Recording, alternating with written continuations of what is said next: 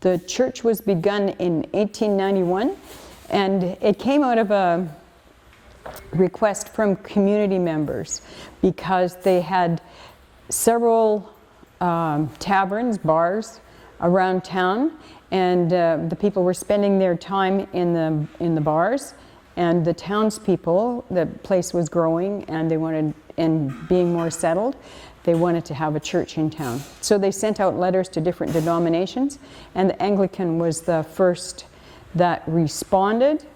And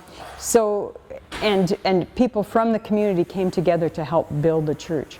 The entire church building here was built for $500, and there was and the pews are still original. Yeah. So, and there was a bell that was brought over from England, and the bell from England that's in our steeple out there that you hear ring on Sunday mornings cost $500. So the bell cost as much as the church. Well, the church was also used as, what do you call it, when there's a fire and you need the bell rung, you know, to let everybody in the community know what was happening. So people would be aware. The church was used as a place for social gathering and of course for church services on Sunday mornings. Well, it was on the Gold Rush Trail, and the rail line was coming through it as well, and that's how Ashcroft got settled then, was in that period.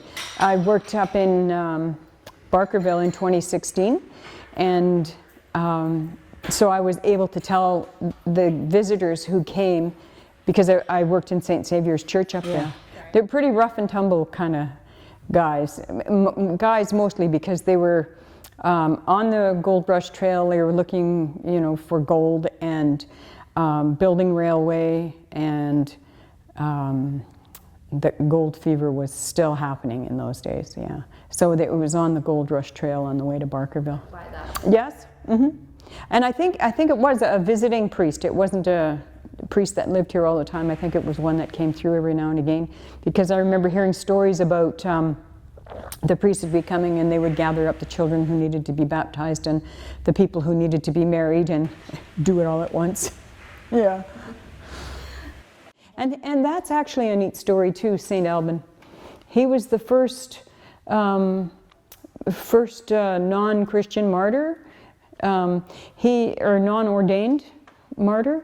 A priest came to where he was living, and the priest was being pursued to be killed, and he talked to Alban, and Alban was converted to Christianity then. So when the pursuers were getting close by, he said, "Give me your robes." He put on the priest's robes so the priest could escape, and the soldiers came and they found Alban, and it was pretty obvious very quickly that he was not the priest, but he was martyred. They killed him.